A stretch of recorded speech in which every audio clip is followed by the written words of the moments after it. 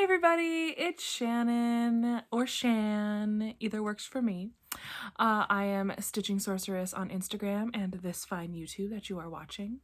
So I wanted to do a monthly blog, or attempt to do one at least. Like I did one in December, so I thought I would try to do one in January, give people an update on what my month kind of looked like stitching wise, and yeah, let you guys know also what I'm doing for all of my like little challenges through this lovely Black Needle Society planning journal. Yeah, so let's go ahead and get started. First, I have some stats on myself. Things that I have finally been able to organize through my whips and figure out what whips I'm never gonna do ever again, got rid of those, and what my kind of final count is at. So before I get to the final count part, I have from 2017 I have one whip, from 2018 I have one whip, for 2019 I have 7 whips, from 2020 I have 18, from 21 17, and from 22, 35. Now, with the 35 one, that has to do also with the fact that my mom and I were planning to do these like big Abby Sue design Disney princesses for my wedding, and then realized it was going to take us way too long to do all of them. So instead, my lovely mother and my great aunt collaborated together to finish little lunar fox stitch princesses. So she does like Disney princesses, and she does a bunch of different ones, but they're all kind of like stamp size, so they're like way smaller, less stitches. Anyway, I still have all of the Abby Sue princesses that we started, and that was like 10 or 13 princesses or something.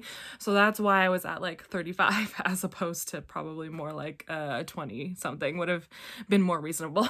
But I started like a princess every single day, and then we halfway through the year last year, and then realized it wasn't gonna happen, and that's okay.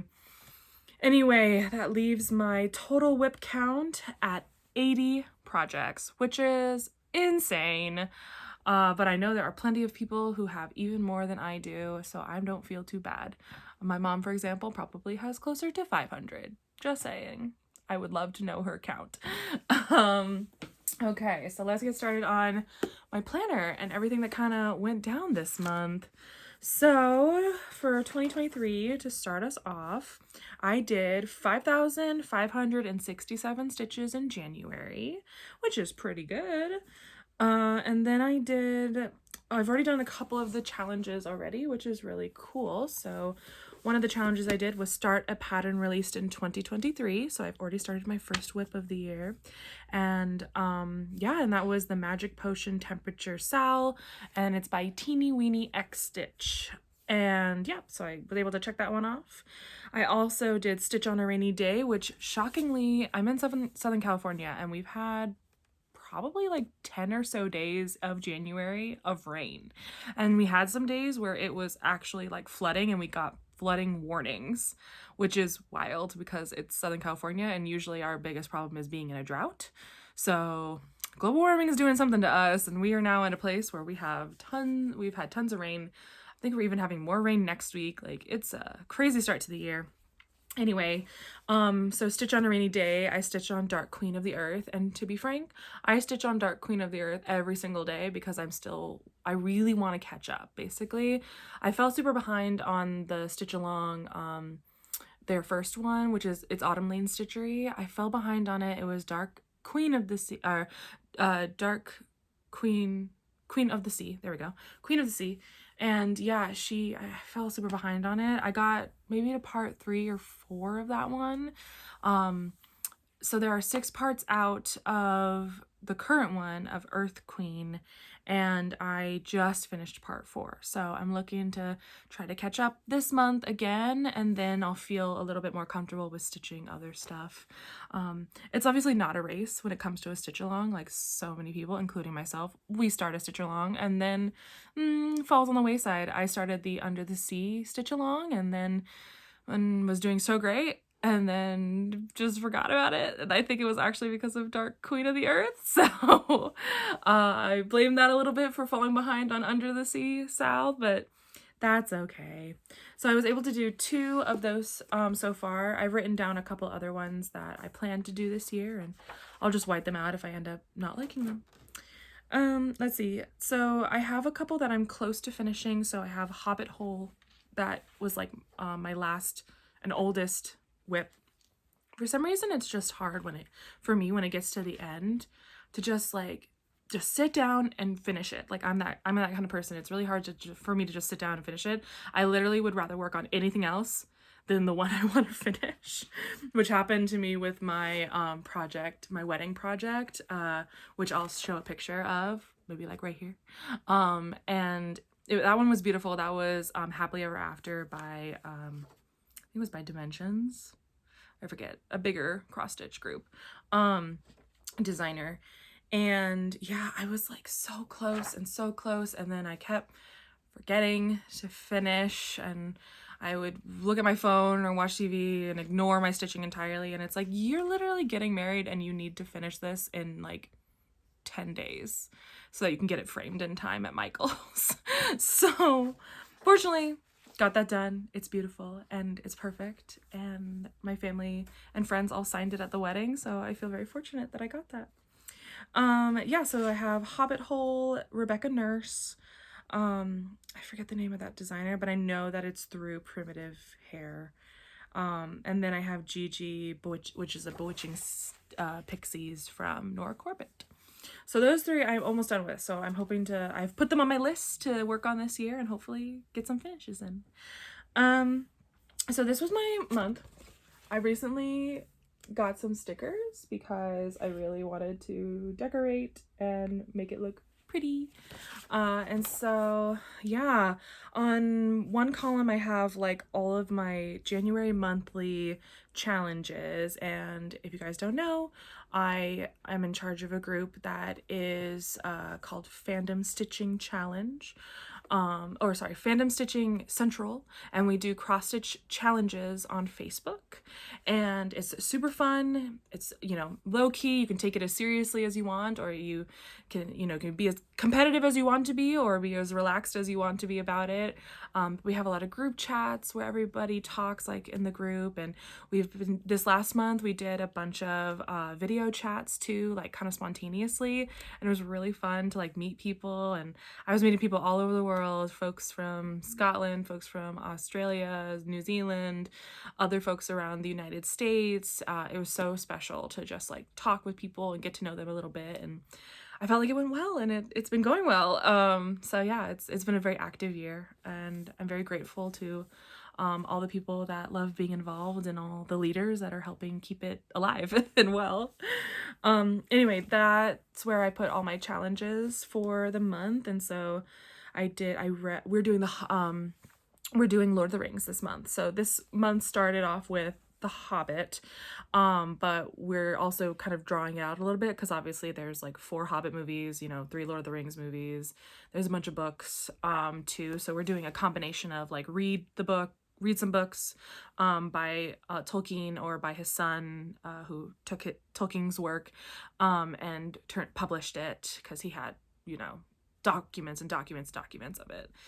And then yeah, from there we started with reading The Hobbit this month of January, and then also watching the cartoon. And I had everybody, like, you could join our Discord, and I showed the movie for everybody, and it was really fun to kind of like message each other as we were watching the goofiest, weirdest cartoon I've ever seen, but it's also really old, so not surprised that it's a little goofy.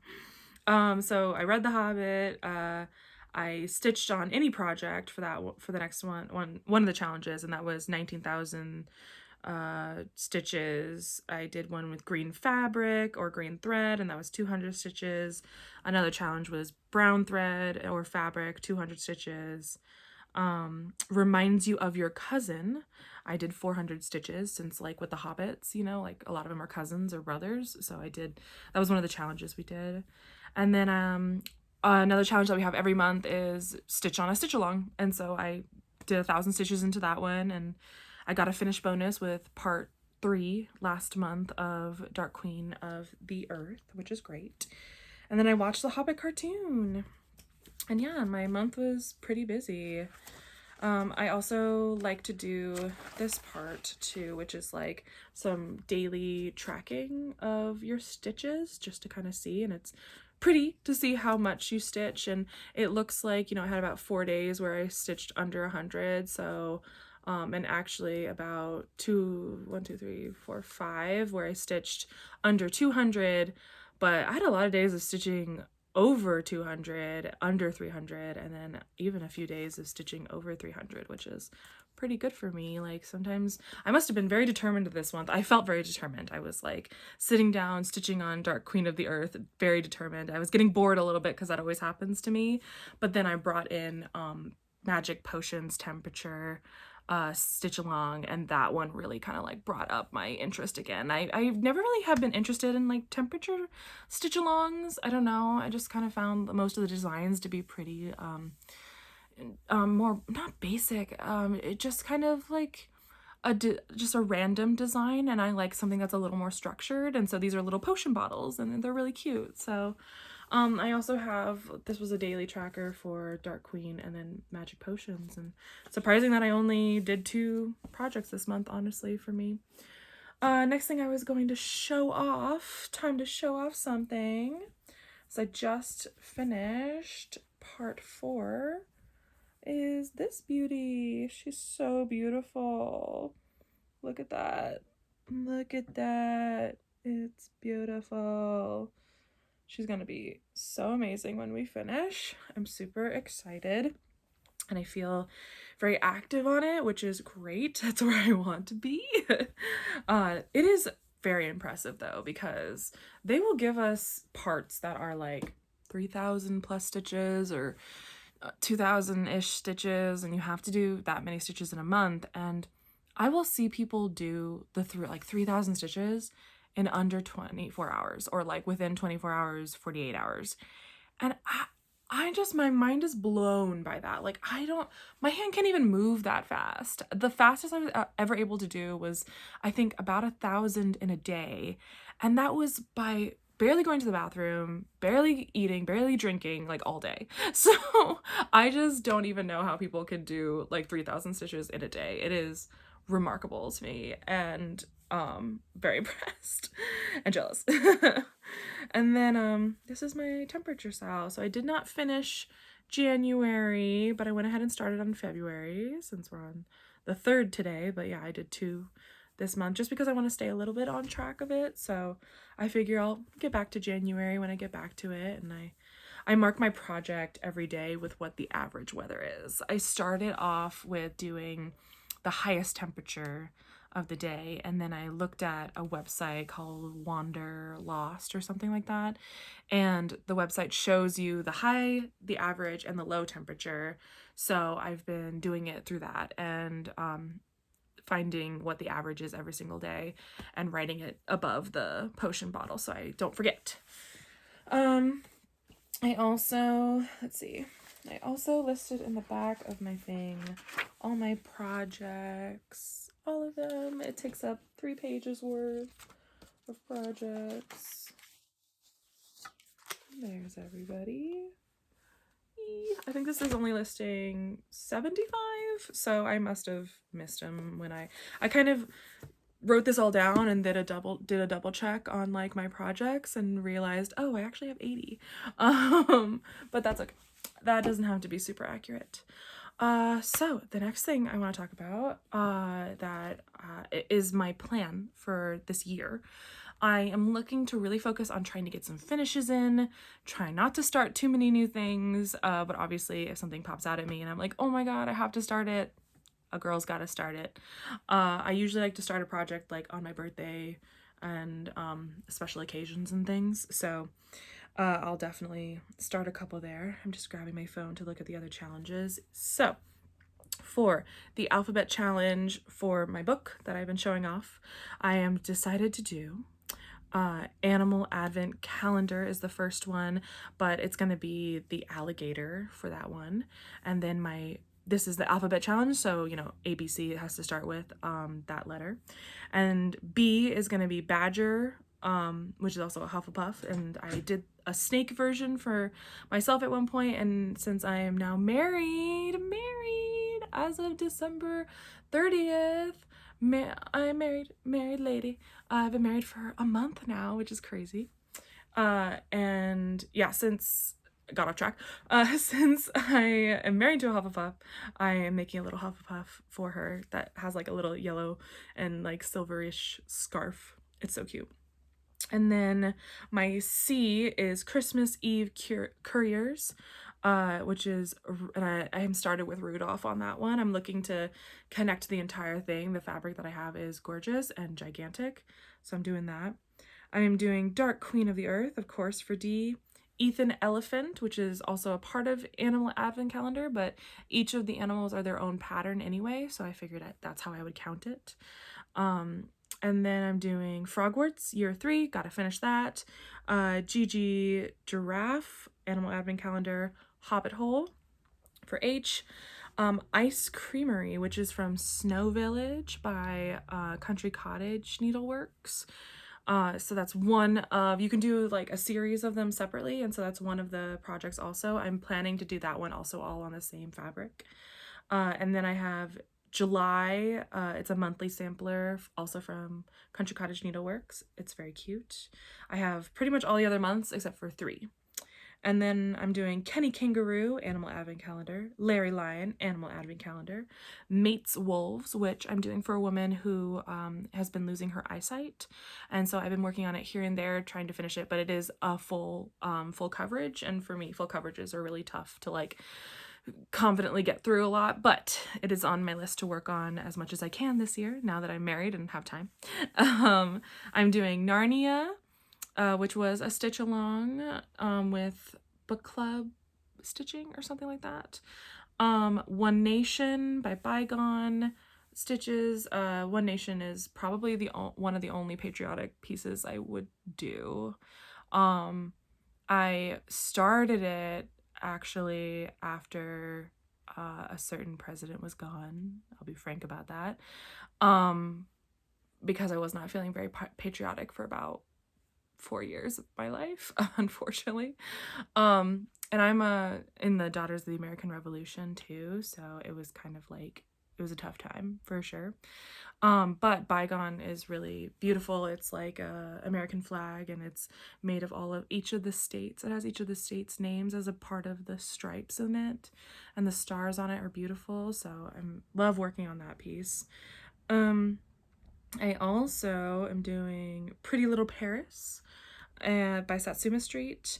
I still haven't picked my Q because every single one that I find says like Halloween Quaker pattern or like everything, just for some reason the Q keeps coming as the second word instead of the first word, so that's disappointing, but I'll find a Q that I like at some point.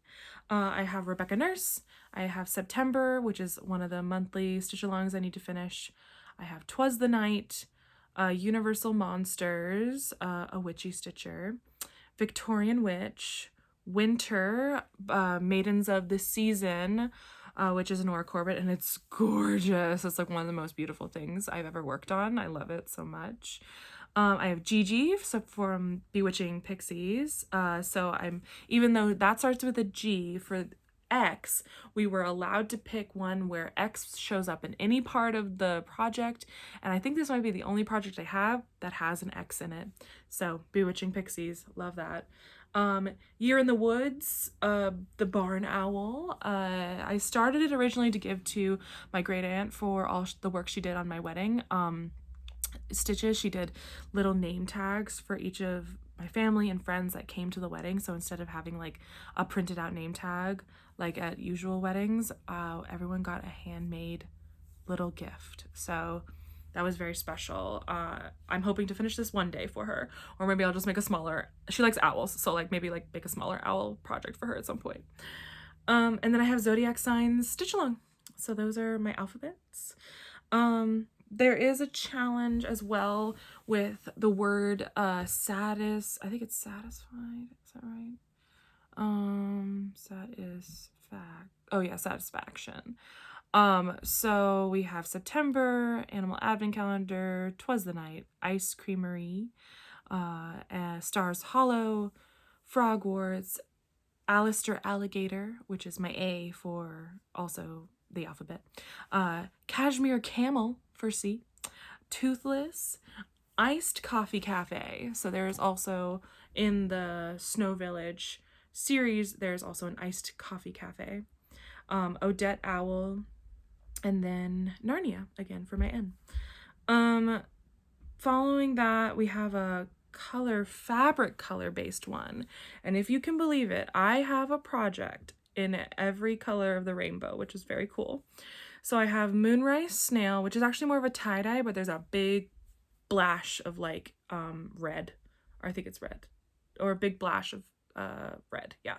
So Moonrise Snail, which is a Black Needle Society, they do a lot of like little snails, or they've done 3, but I love them and they're so cute, and so I want to do them all on like one project, one fabric, and I've done one of them on the fabric. I also have Halloween Fairy, and she's one of my favorites. She's so cute. Rebecca Nurse, Narnia is in green. Sorry, I should be saying the colors. Halloween Fairy is in orange. Rebecca Nurse is a yellow. It's more like a beigey yellow, because I don't think there's really fabric that's like yellow. Maybe some, but that sounds not so pretty for my projects. Narnia's green. September is turquoise. Christmas Eve Couriers is blue.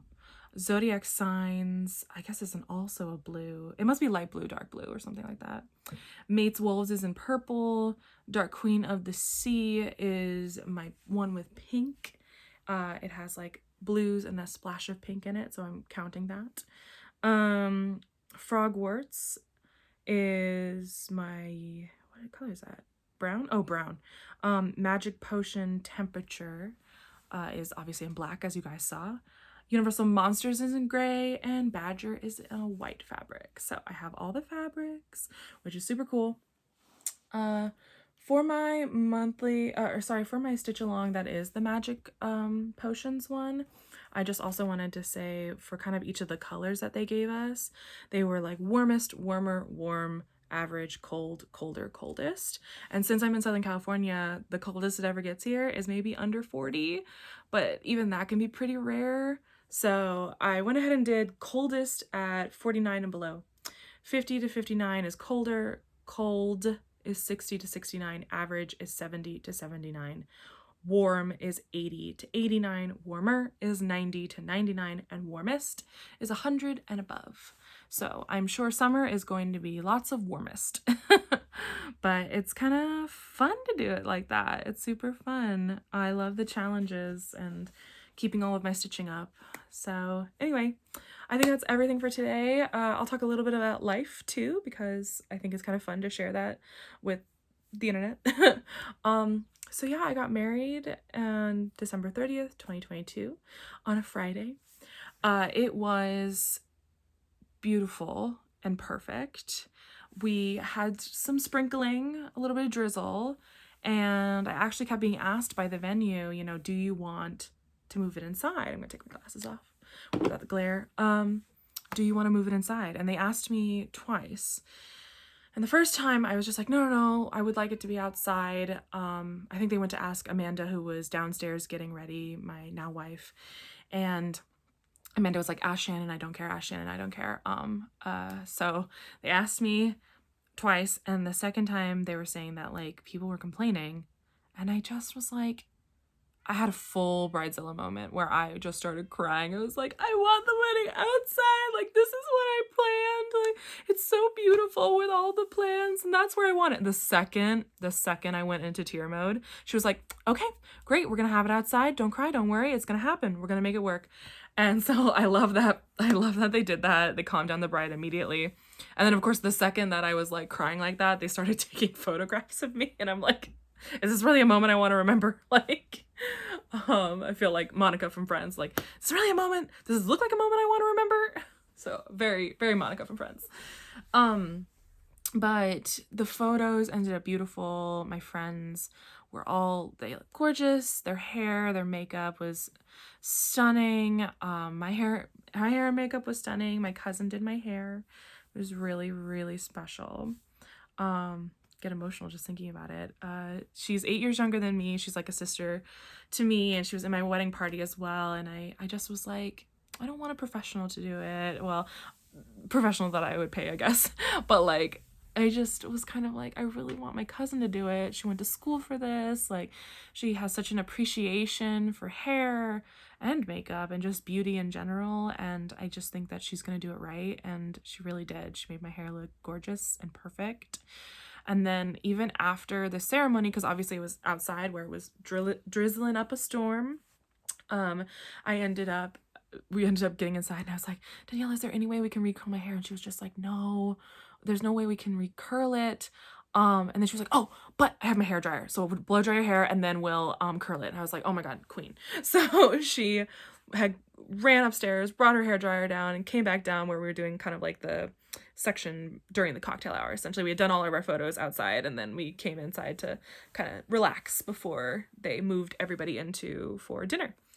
And yeah, and so Daniela recurled my hair so it looked perfect and beautiful for the reception. And after several hours of dancing, it died, and I eventually just took it out and was just like, okay, my hair's just gonna be down and like frizzy and crazy. You guys can probably hear my cat meowing outside. She wants to come in. What else was amazing? Everything. Dancing with my friends, a blast. The food, delicious. They gave me 2 meals. 2 of the meals on the choices, and we had steak and like delicious potatoes. We had a salmon roll up, and it was so good. We had a lasagna as well, and there was a vegan meal too that was like a primavera pasta, and those were all of our meals. And then when I got in there, they'd already asked me like, what do you want to drink, ahead of time, but then they asked me, what do you want to drink right now? And so of course I got like champagne, I got water, they gave me a Diet Coke, they gave me a gin and tonic, and I think there was a 5th drink too. It was insane. I felt like royalty having like 5 drinks in front of me and 2 meals. It was crazy and great. Our dessert for the night was a Cheesecake Factory cheesecake, because my wife and I do not like cakes too much. Like, I do, but it's not my favorite. It's not my first choice. But cheesecake and cheesecake from Cheesecake Factory is a dream. So we made that work, and it was awesome. It was so good. The cheesecake was delicious, and everyone had such a good time, and it was really fun to dance with my dad, of course. Like, I'll remember that forever. When I was doing our thank you speech, I was actually surprised because when I was practicing my vows, I cried every time, and they were very personal to like our life, and specifically some specific struggles that my wife and I have had since being together, which has been 4.5 years now. And so I knew I would cry during my vows, but I didn't think I would cry during the thank you speech. But I had this line in it where I was like, I'm so grateful to my grandfather for being here, and I gonna cry again. I just was like, I wish my Momo was here and could experience and be here, but I know she's here because I see her in your smile, and I'm crying again. Which is true. Like, the people that we lose, they don't leave us because they're in the eyes of everyone we love, and they're in our eyes and our smile too. So yeah, oh sorry. Being vulnerable right now. Yeah, and like, just the day was so perfect, and I'm so lucky to have so many wonderful people in my life, and I wouldn't have changed 1 minute of that day because it was so perfect. And that's what you want. Like, you want your wedding day to be absolutely perfect, and you want it to be surrounded by love and by the people who are most special in your life. And I'm very lucky that both my parents could be there, my grandfather could be there, and everyone else. I'm really lucky. Anyway, that's life updates. If you have questions about my wedding, feel free to put them in the comments, and I'm happy to talk a little bit more about it at some point. I do want to make a video where I just talk about my wedding, just because like I feel like there was so much that happened, but I'd love to do it with Amanda, so that they can weigh in on all the great stuff too. Anyway, that is stitching, that is life. Everyone have an amazing February, and you'll probably see me at the end of the month, or into March. We'll see when I decide to make another video, but my plan is to try to do it once a month. Anyway, talk to you guys later. Thank you so much for watching. Bye.